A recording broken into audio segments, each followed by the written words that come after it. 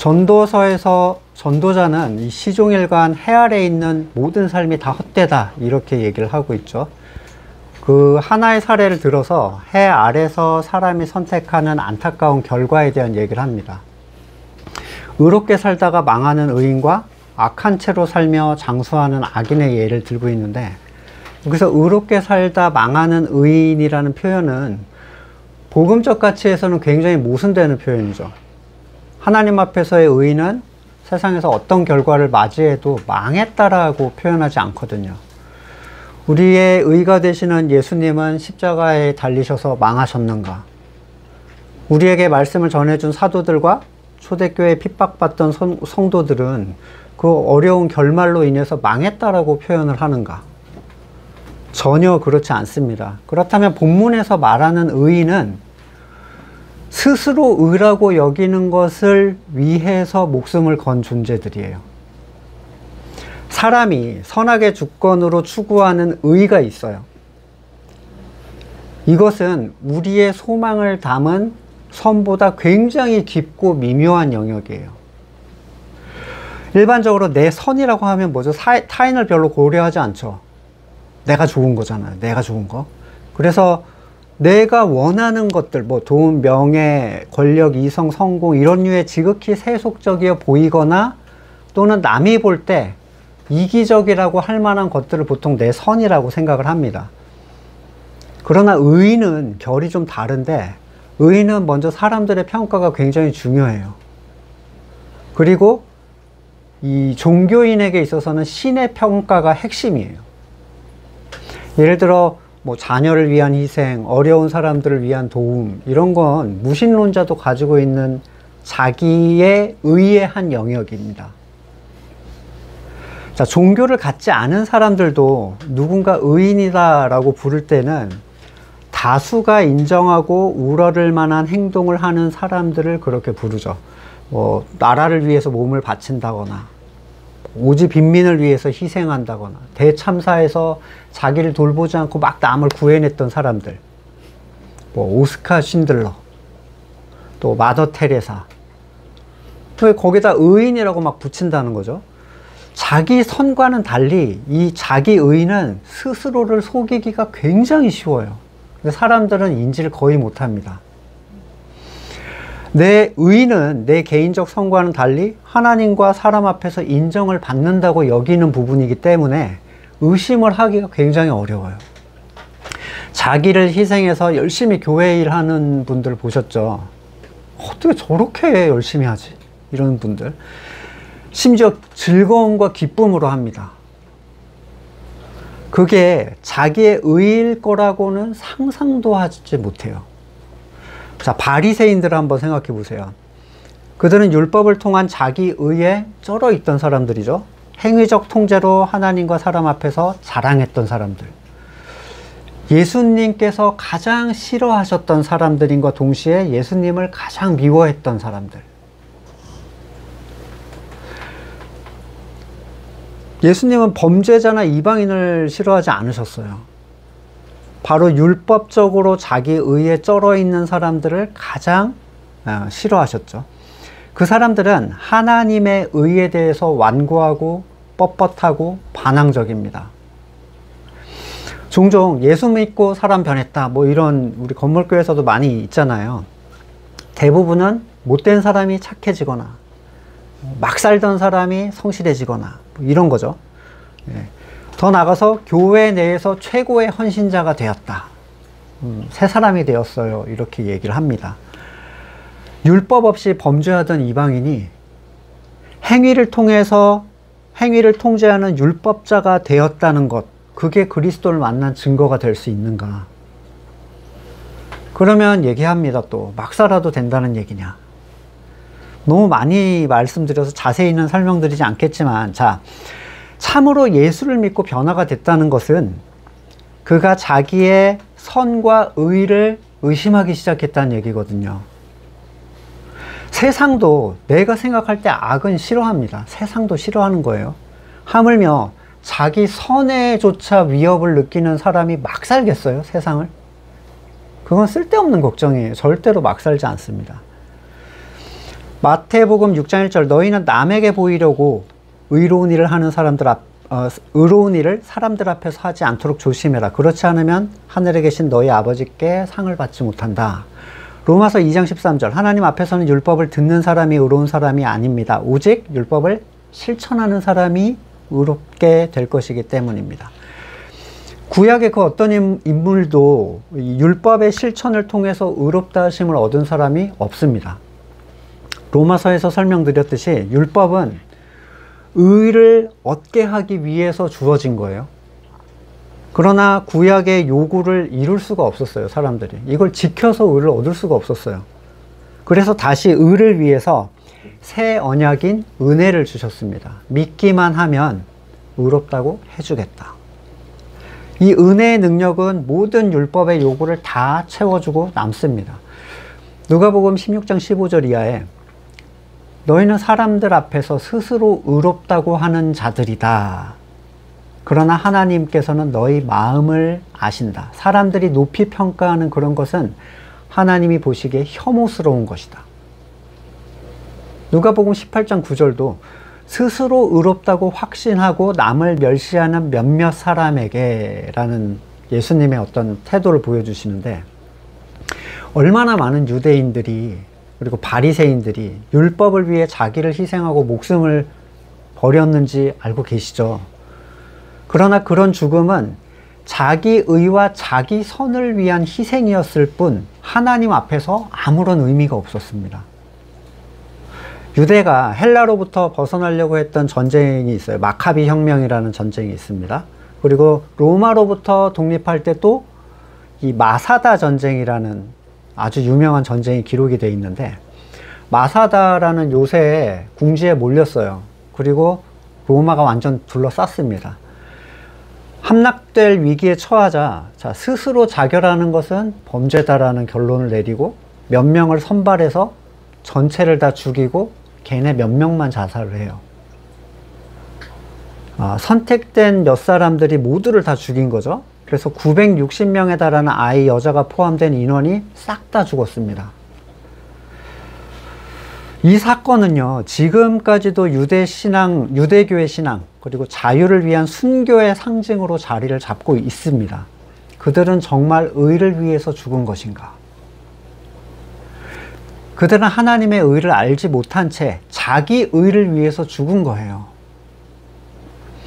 이미 그리스도가 모든 것을 해결하고 가셨는데도 자기 의와 율법의 의를 포기하지 못해서 죽음을 선택한 것일 뿐입니다.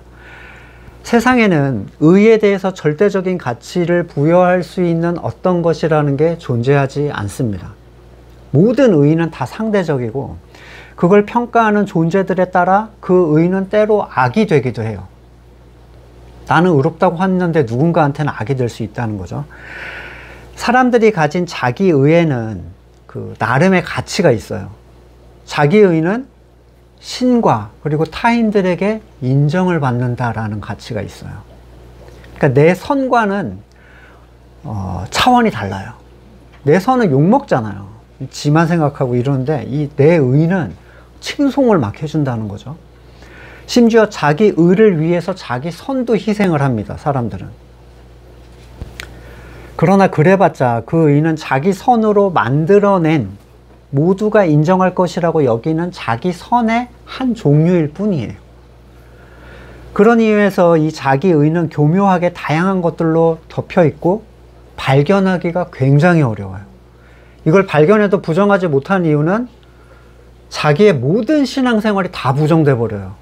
이걸 지금 부정해 버리면. 그런 분들 보셨죠? 나 이걸 부정할 수 없어서 함께 할 수가 없습니다. 네. 인류를 위한, 신을 위한, 교회를 위한 나의 희생. 마치 아나니아와 삽비라가 재산들을 털어놓고 희생했는데 징계를 당했습니다. 오히려 훔치려고 했으면 출교 정도에서 끝났을 수도 있어요. 하지만 그들은 자기들의 돈을 오히려 주고서라도 자기들이 신의 뜻에 합한 사람이라는 의의를 얻으려고 했어요. 무려 교회 안에서, 그리스도만이 의가 되시는 교회 안에서 그런 행동을 하려고 했죠.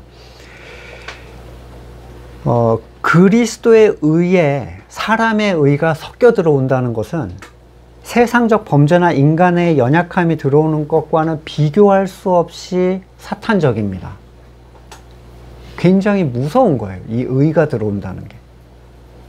왜냐하면 그게 신을 위한다는 명목이 돼버리면 절대적 자리로 올라가게 되는 거예요. 그 의가. 소위 뭐 성전이라고 부르죠. 십자군 전쟁, 신을 위한 전쟁, 또는 마녀 사냥, 이거 다 하나님을 위한 것이었어요. 그래서 베드로가 자기 손으로 예수님을 보호하려고 했던 것에 대해서 주님은 사탄아라는 무시무시한 얘기로 그걸 끊어버리십니다. 그게 아니었다면 사람들은 다 예수님을 보호하려고 했겠죠. 오늘 본문에서 경고하는 의는 그리스도의 의에 대한 영역이 전혀 아니에요. 참된 교회 안에서의 의는 중간쯤 지켜야 된다라는 자리를 권장하지 않습니다. 오히려 사람의 의가 조금이라도 나타나면 하나님께서는 그걸 매우 싫어하시고 반드시 말씀으로 드러나서 교회 밖으로 내보내시는 분이 하나님이세요. 세상이 추구하는 의라는 것은 하나님 앞에서 아무 쓸모가 없을 뿐만 아니라 그러한 자기 선의 판단에 의한 의에 목숨을 거는 것은 자기 수명을 단축하는 결과다라고 얘기를 하는 겁니다.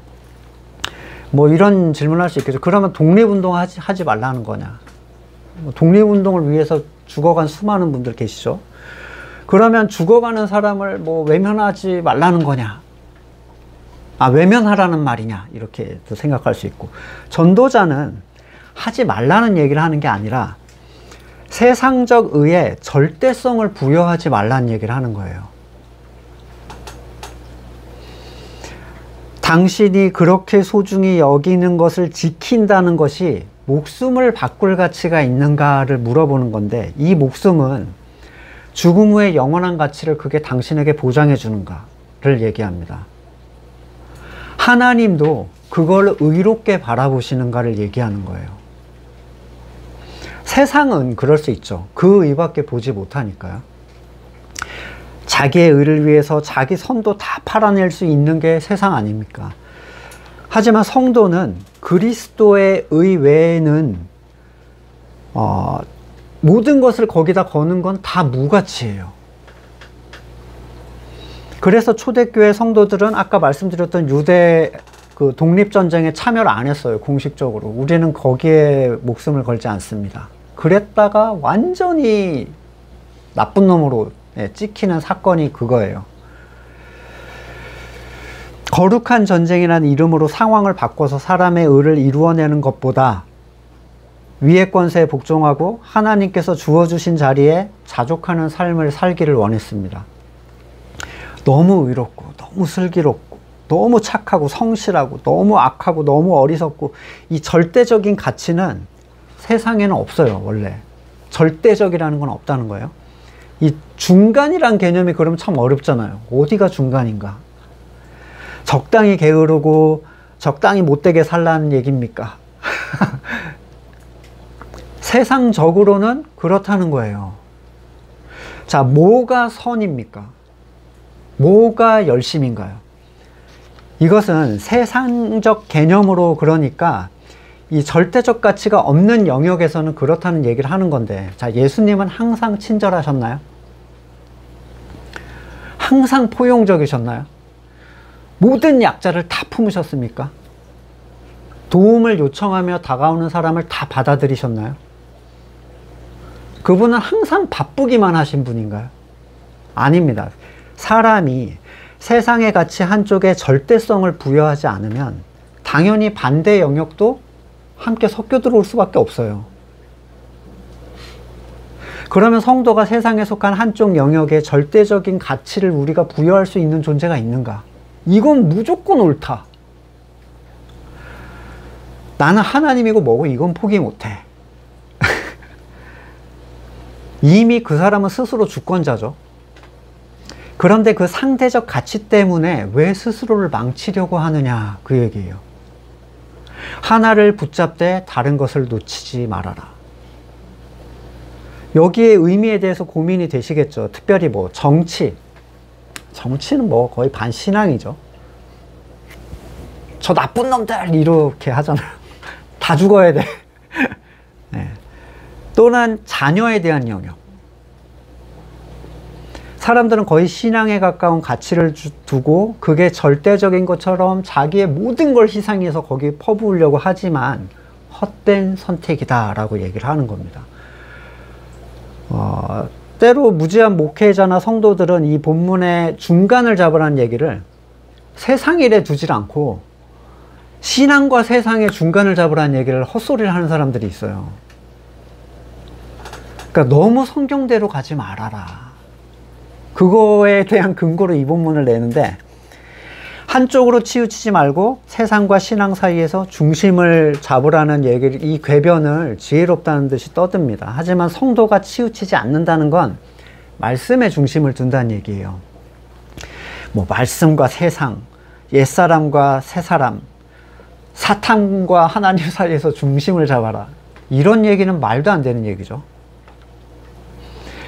여호수아 1장 6절 굳세고 용감해라. 내가 이 백성의 조상에게 주기로 한 맹세의 땅을 백성에게 유산으로 물려줄 사람이 바로 너다. 오직 너는 크게 용기를 내서 나의 종 모세가 너에게 지시한 모든 율법을 다 지키고 오른쪽으로나 왼쪽으로나 치우치지 않도록 해라. 그리하면 어디 가든지 성공할 것이다. 이 율법책의 말씀을 늘 읽고 밤낮으로 공부하며 쓰여진 대로 모든 걸 성심껏 실천해라. 그러면 성공할 것이다.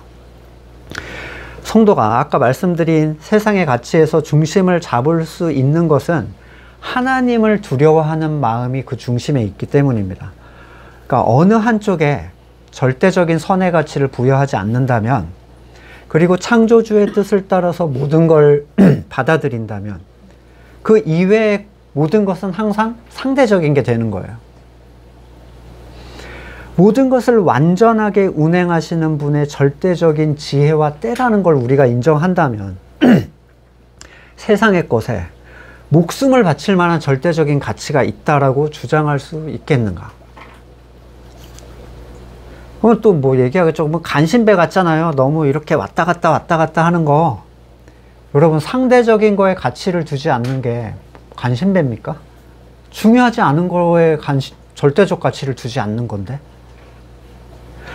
그것에 당신의 모든 걸 던져 의를 취하려고 해봤자 거기에는 의가 없다는 거예요. 하나님을 두려워하는 사람은 하나님의 뜻에 절대적인 가치를 둡니다. 하나님의 뜻은 세상의 보편의 선악 기준이나 의의 기준과는 전혀 다릅니다. 잠언 4장 25절 눈으로는 앞만 똑바로 보고 시선은 앞으로만 곧게 둬라. 주변을 살필 필요가 없대요. 발을 내딛는 곳을 잘 살펴라. 네 모든 길이 안전할 것이다. 좌로든 우로든 빗나가지 말고 악에서 네 발길을 끊어버려라. 그러니까 하나님만 보고 가라는 얘기죠. 베드로가 풍랑 앞에서 배를 떠나서 주님 앞으로 나갑니다. 베드로는 배의 안전함이라는 그 세상적 가치를 떠났지만 안전했어요. 시선이 주님께 고정되어 있었으니까. 근데 풍랑이 치고 바람을 쳐다보면서 가라앉기 시작했죠. 마태복음 14장 30절에 바람이 불어오는 걸 보고 무서움에 사로잡혀서 빠져들어가기 시작했다. 예. 베드로가 보아야 했던 것은 발 밑이 아니라 그리스도였어요. 십자가에 달린 그 노뱀, 모세 지팡이에 달린 노뱀처럼 사람은 발밑에 돌을 신경 쓰기보다는 그 방향성을 계속 그분을 향하는 게 제일 중요합니다. 야고보서 1장 25절 그러나 완전한 율법 곧 자유를 주는 율법을 잘 살피고 끊임없이 그대로 사는 사람은 율법을 듣고서 잊어버리는 사람이 아니라 그걸 실행하는 사람입니다. 그 사람은 그가 행한 일에 복을 받을 것입니다. 구약에서 모세의 율법을 따라 좌우로나 우로나 치우치지 말라고 하셨지만 지금 성도들에게는 자유를 주는 율법을 따라서 자기 중심을 잡아야 되는데 뭐가 우리에게 자유를 줍니까? 우리에게 주어진 새로운 계명이 어떤 것인가요? 하나의 계명을 주셨어요. 서로 사랑해라. 이 법칙을 벗어나는 모든 옳고 그름은 그를 도와주지 못해요. 이 밖에서 일어나는 일은. 그래서 1장 26절에 야고보서 보시면 누가 스스로 경건하다고 생각하면서도 혀를 다스리지 않고 자기 마음을 속이면 이 사람의 신앙은 헛된 것입니다. 하나님 아버지께서 보시기에 깨끗하고 흠없는 경건은 고난을 겪고 있는 고아들과 과부들을 돌봐주며 자기를 지켜 새 속에 물들지 않게 하는 것입니다. 이 자유를 주는 율법은 반드시 형제 사랑으로 나타납니다. 그러려면 먼저 교회가 뭔지 알아야 되고 사랑이 뭔지를 알아야 돼요. 사랑은 내가 잘해주는 게 아니에요. 그건 내 사랑이에요. 그건 자기 의가 돼버립니다. 조만간. 머리 되신 분의 사랑을 흘려보내는 것이 성경이 말하는 사랑입니다. 성경이 말하는 사랑은 오히려 내 힘이 빠져버리고 내 의가 사라질 때 나타나는 현상이에요. 예수님이 자기가 예수님보다 사랑이 더 큰 사람이 있어요. 네, 그런 존재들이 모든 걸 망치죠. 19절에 보시면 지혜는 슬기 있는 한 사람을 10명의 통치자보다 강하게 만든다.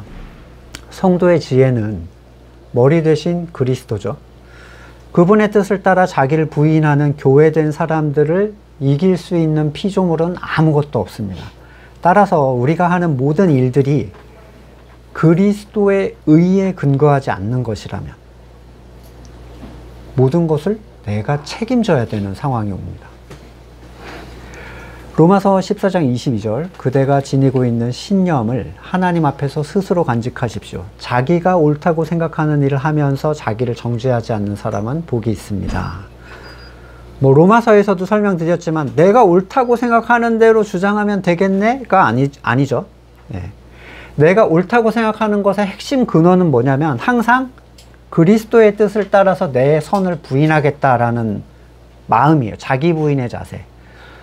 허락하신 믿음을 벗어나는 행위, 그냥 남들이 그렇다고 하니까 따라하는 행위가 굉장히 큰 문제가 된다는 얘기를 합니다. 여기서 말하는 건 지금 우상의 제물을 먹는 얘기를 하고 있거든요. 의심을 하면서 먹는 사람은 이미 단죄를 받은 것입니다. 그것은 믿음에 근거해서 한 것이 아니기 때문입니다. 믿음에 근거하지 않는 것은 다 죄입니다. 이 말씀의 핵심은 의심하면 안 된다가 아니라 그리스도께서 이루어준 가치에 대한 확신으로 인한 행동이 아니라면 가짜 행동을 만들어내지 말라는 거예요. 바울이 우상에 대한 음식을 안 먹는 걸 보니까 나도 안 먹어야 되겠다. 아니, 먹는 걸 보니까 나도 먹어야 되겠다, 이런 사람들. 근데 자유함이 없는데 찝찝한데 그냥 먹고 있는 거야. 그런 거는 문제가 된다는 거죠. 이건 로마서 이 본문 14장 설교 본문을 좀 참조해 보시면 좋겠어요. 21절부터 다소 좀 분리가 된 것 같지만 같은 주제인데, 하나님을 두려워하는 당신에게 대하여 누가 무슨 말을 할지라도 자세히 들으려 하지 말아라 라는 얘기예요. 누가복음 6장 22절 사람들이 너를 미워하고 인자 때문에 너희를 배척하고 욕하고 너희 이름을 악하다고 내칠 때 너희는 복이 있다. 기뻐하고 뛰놀아라. 하늘에 받을 상이 크다. 사람들이 나에 대하여 뭐라고 하는가, 이 평이 의에 대해서 굉장히 중요한 부분이거든요. 인정을 받고 싶은 욕구죠. 그래서 긍정적인지 부정적인지 어떤 부분에서 그러고 누가 그렇게 얘기했는지 관심이 굉장히 많은데, 저도 그 사역을 하면서 부목사 때 저에 대한 평들이 있잖아요. 다양한 평이 있었는데 거의 다 부정적이었죠. 네. 근데 그렇게 막 대놓고 하는 사람은 없었어요. 왜냐하면 성경이 그렇다고 얘기하니까 뒤에서 이제 씹어대는 거예요. 근데 10년이 지나서 제가 무슨 얘기를 했었는지를 들어보면, 찾아와서 예전에 어떤 분이 뭐라고 하더라 이런 얘기를 들어보면 그 당시에 몰랐기를 정말 다행이다라는 생각을 합니다. 그거 들으면서 했으면 굉장히 힘들었을 것 같아요, 마음이. 근데 이 안 좋은 평뿐만 아니라 좋은 평도 도움이 안 된다는 거예요. 좋은 평에도 휩쓸리게 돼 있어요, 사람은.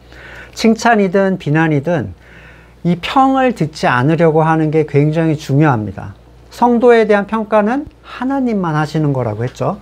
고린도전서 4장 3절 나는 여러분에게 심판받든지 법정에서 심판받든지 조금도 문제가 되지 않습니다. 나도 나 자신을 심판하지 않습니다. 나는 양심에 거리끼는 것이 없습니다. 그러나 이런 일로 내가 의롭게 된 것은 아닙니다. 나를 심판하시는 분은 주님이십니다. 네. 전도자는 23절에서 지혜 있는 사람이 되어야지 하고 결심을 했는데 지혜가 나를 피했다. 이런 얘기를 하고 있어요. 우리가 알다시피 하나님으로부터 최상의 지혜를 받았던 사람인데 마치 지혜를 가져보지 못한 사람처럼 지혜한테 따돌림을 받는 사람처럼 얘기를 합니다. 이 사람은 자기에게 참된 지혜가 없다는 걸 스스로 인지하고 있어요. 그래서 비참한 사람이라고 제가 말씀을 드렸죠. 심지어 지혜가 무엇인지 나는 도무지 알 수가 없으며 지혜는 나와는 거리가 먼 것이다 라고 얘기할 지경에까지 이르렀습니다. 솔로몬처럼 지혜 있게 해주세요 이런 그 부모님들의 기도는 굉장히 슬픈 기도예요. 슬픈 기도. 그는 마치 지혜를 의지가 있는 어떤 인간적인 존재로 묘사를 하고 있는데 내가 가까이 가려 해도 나를 멀리해요. 그런데 바울은 다른 걸 보면서 감탄을 합니다. 로마서 11장 33절에 하나님의 부유하심은 어찌 그리 크십니까? 하나님의 지혜와 지식은 어찌 그리 깊고 깊으십니까? 어느 누가 하나님의 판단을 헤아려 알 수 있으며 어느 누가 하나님의 길을 더듬어 찾아낼 수 있겠습니까? 엄청난 걸 보고 그냥 감탄을 마지 않아요. 고린도전서 1장 21절 이 세상은 그 지혜로 하나님을 알지 못했습니다. 하나님의 지혜가 그렇게 되도록 한 것입니다. 하나님께서는 어리석게 들리는 설교를 통하여 믿는 사람들을 구원하시기를 기뻐하신 것입니다. 유대 사람은 이러고 헬라인은 저러지만 부르심을 받은 사람에게는 유대나 그리스 사람에게나 이 그리스도는 하나님의 능력이요 하나님의 지혜입니다.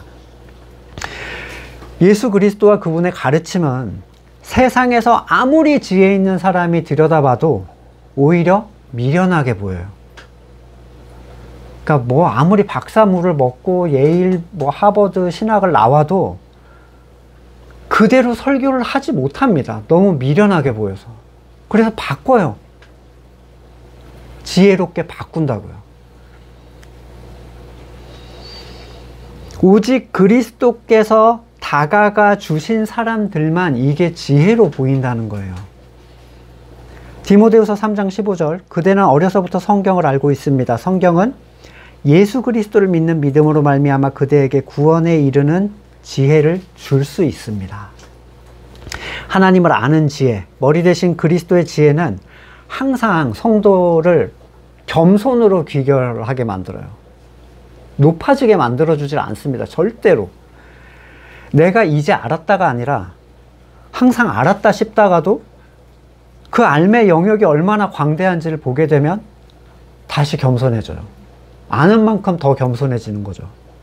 그래서 지혜 있는 사람들은 결코 내가 막 나서서 뭘 하려고 하지 않고 하나님의 손길에 모든 걸 맡기고 그분의 뜻을 그리고 그분의 때를 기다려요. 전도자는 인간의 지혜로 어떻게든 뭐라도 알아보고 싶은 모든 영역을 탐구하기 시작했는데 지혜를 아는 것에는 실패를 했지만 사악과 우매가 뭔지를 연구했고 깨달았다는 게 26절부터 이렇게 묘사가 돼요. 올가미와 같은 여자 마음이 덕과 같고 손이 쇠사슬과 같은 여자가 죽음보다 쓰다는 사실을 깨닫게 됩니다. 우리가 알다시피 뭐 후궁 700에 첩 300 이 뭐 공식 집계지 몇천 명 됐을 것 같죠.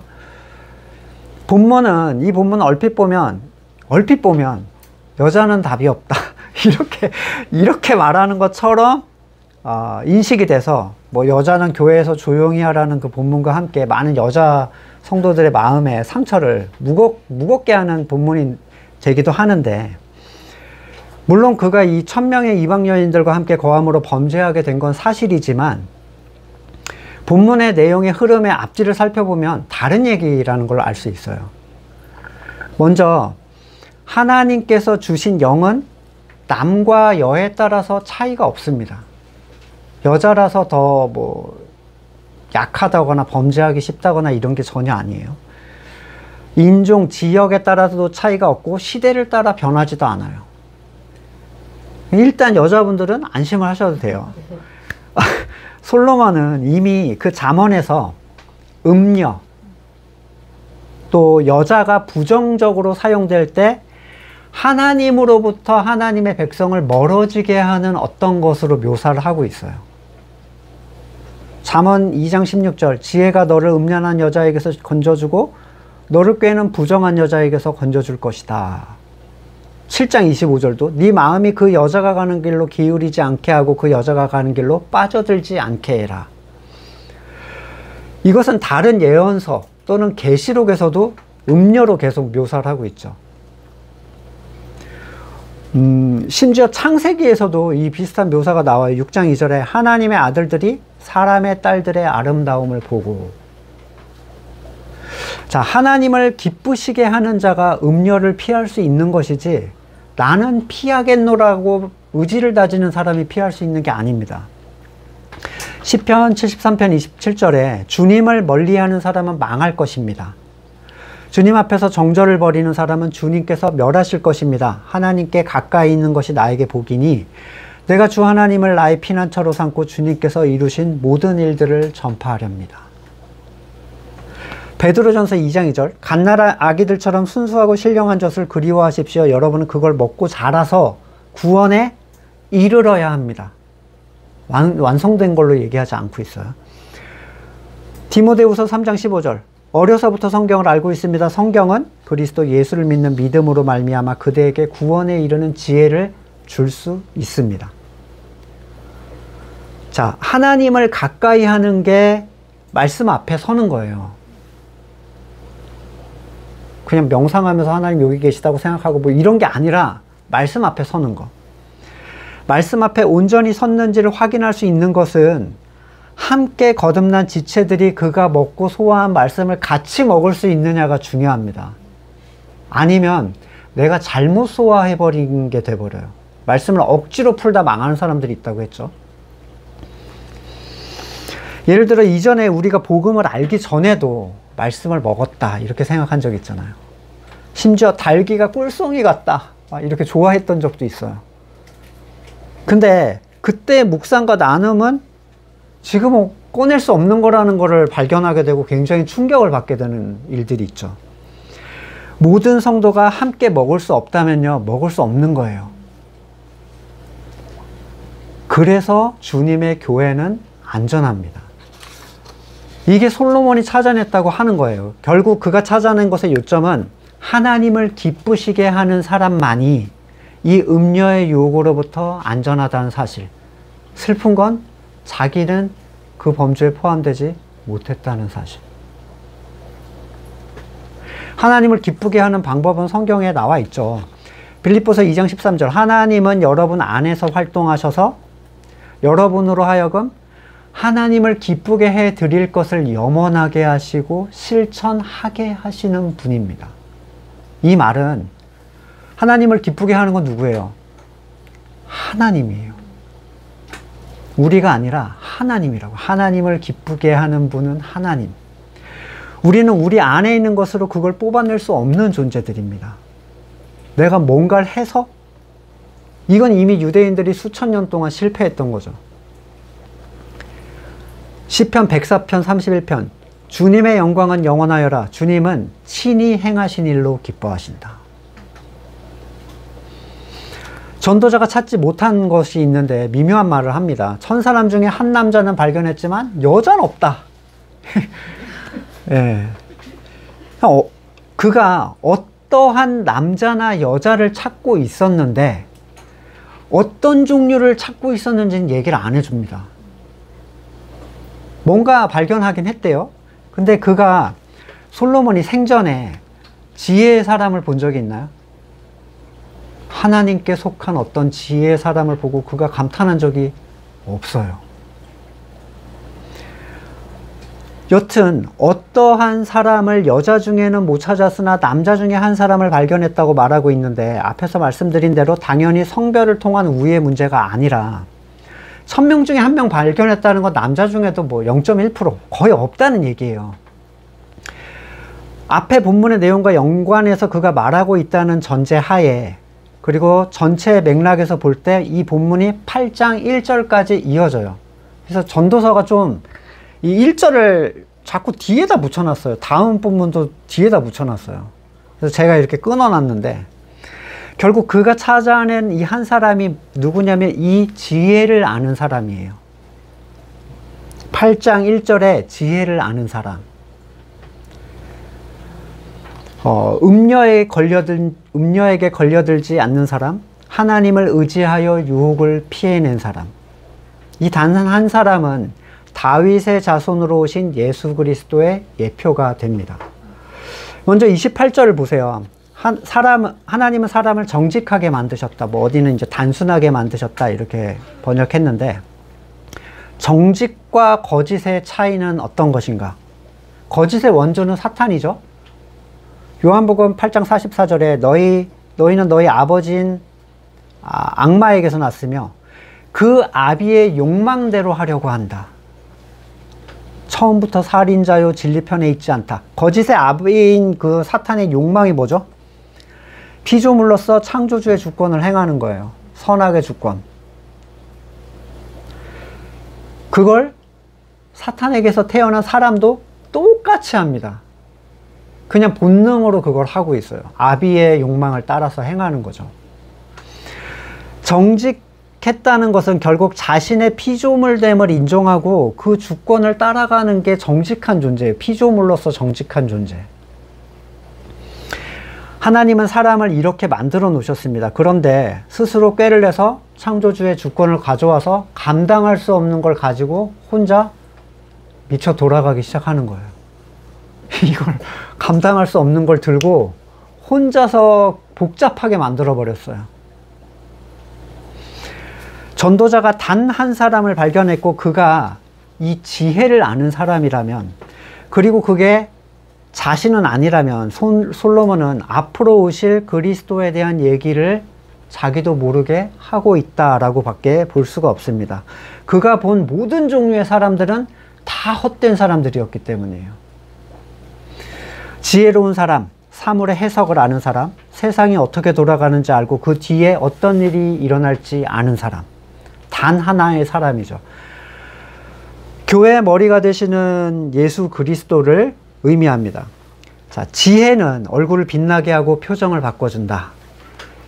이거를 여러분 표정을 스마일 표정을 지으라고 하는 설교로 들으시면 안 되죠. 예. 뭐 착한 표정, 웃는 표정이 자꾸 의도되는 설교가 있는데, 저한테는 악명 높은데 조엘 오스틴 같은 사람들 시종일관 여기에 귀에 걸려 있어요. 지나다니다 보면 그냥 아는 척 하고 싶은 얼굴이죠. 성도는 항상 웃는 얼굴이어야 되나요? 예수님은 항상 웃으셨나요? 예수님의 웃음에 대한 기록은 전무해요. 그러면 접근성이 좋은 순한 표정이셨는가? 사람들은 주님께 가까이 다가가길 두려워했습니다. 그런 세속적 가치의 이미지로 성도를 그리고 그걸 추구하는 건 굉장히 무의미한 행동이에요. 여기서 말하는 지혜가 표정을 바꾼다는 얘기는요, 내면을 통해서 그의 외적 행동이 달라진다는 거예요. 여기서 행동은 율법적인 행위나 착한 행동을 말하는 게 아니라 그 가치의 변화를 통한 전적인 방향의 전환을 얘기를 합니다. 예수님은 세상의 모든 율법을 철저하게 지키려고 했던 유대인들을 제일 싫어하셨고요. 그들도 예수님을 죽일 듯이 미워했어요. 왜냐하면 그들의 행위가 외식이라는 걸 다 드러내셨기 때문이에요. 웃고 있지만 웃기지 마라. 난 네 속에 썩은 걸 다 알고 있어. 그들에 대한 비유적인 표현, 회칠한 무덤, 역겨운 내부를 가지고 안 그런 척하는 존재들, 억지 미소보다는 그 안에 있는 참된 평안이 삶에서 드러나게 되기를 바라는 게 옳습니다. 성품상 잘 안 웃어지는 사람도 있어요. 그러니까 이 웃음에 대한 스트레스를 받으실 필요는 전혀 없습니다. 억지 미소는요, 조만간 가짜라는 게 드러나게 돼 있어요. 그러면 더 역겹죠. 저 가식 보면 더 역겨워요. 누가복음 11장 39절. 그러나 주님께서 그에게 말씀하셨다. 너희 바리새파 사람들은 잔과 접시의 겉은 깨끗하게 하지만 속에는 탐욕과 악독이 가득하다. 어리석은 사람들아, 겉을 만드신 분이 속도 만들지 아니하셨느냐? 속에 있는 것으로 자선을 베풀어라. 그리하면 모든 것이 너희에게 깨끗해질 것이다. 속에 있는 것으로 행한다 라는 좀 더 구체적인 의미. 자, 갈라디아서 5장 16절. 내가 또 말합니다. 여러분은 성령께서 인도해 주는 대로 살아가십시오. 그러면 육체의 욕망을 채우려 하지 않을 것입니다. 이게 율법적 얘기가 아니에요. 아, 성령이 뭐라고 하셨나. 그리고 그런 분들 있잖아요. 뭐 이렇게 얘기해 줘가지고 나 이렇게 한다, 순종한다, 그 얘기를 하는 게 아니에요. 성령의 인도는 행위를 요청하지 않습니다. 어디 찾아가서 뭐 해줘라 이렇게 행위를 요청하지 않아요. 성령의 음성은 항상 자기를 부인하고 자기 십자가를 지게 하는 내용을 성령님은 말씀하세요. 교회를 온전하게 세우는 것을 말씀하십니다. 그래서 겸손해지는 상태, 하나님을 신뢰하는 상태, 그래야 뭔가가 흘러나와도 교만해지지가 않습니다. 남을 비난하지 않을 수 있어요. 이게 성령에 속한 사람이고 이 사람이 그리스도가 머리가 된 사람이에요.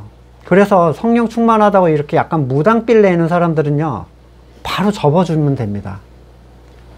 성령에 충만한 사람은 정말 겸손해서 너무 편해요.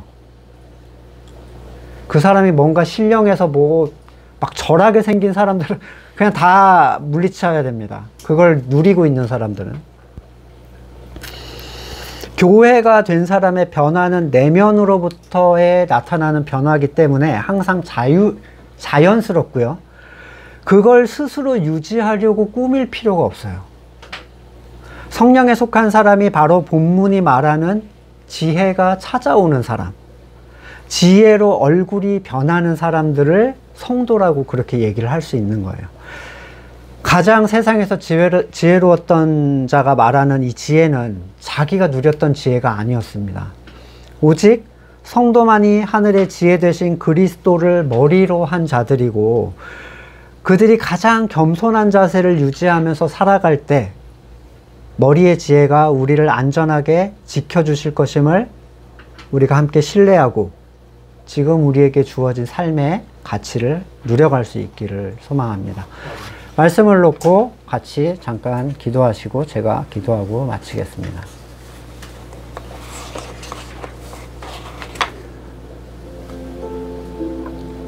상대적인 어떤 세상의 가치에 대해서 내가 너무 올인하고 있지 않은지. 이 올인의 특징은 뭐냐면요, 분노하거나 슬퍼하는 거예요. 절대적이지 않다면 그럴 이유가 없어요. 그러니까 여러분의 감정의 틀을 따라서 한번 살펴보시고 중심을 잡으시면 됩니다. 반대 걸 좀 섞어 넣으시면 편해지실 거예요.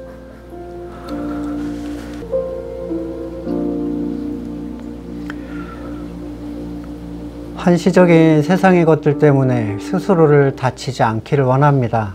지혜로운 마음을 허락하시고 오직 그리스도의 의만을 생각하며 살아갈 수 있도록 우리를 이끌어 주시옵소서. 이제는 우리 구주 예수 그리스도의 은혜와 하나님의 사랑과 성령의 교제케 하심이 아버지의 나라와 의를 구하기를 간절히 사모하는 우리 성도들과 삶의 자리 가운데 지금으로부터 영원까지 함께 하시기를 간절히 축원드립니다. 아멘.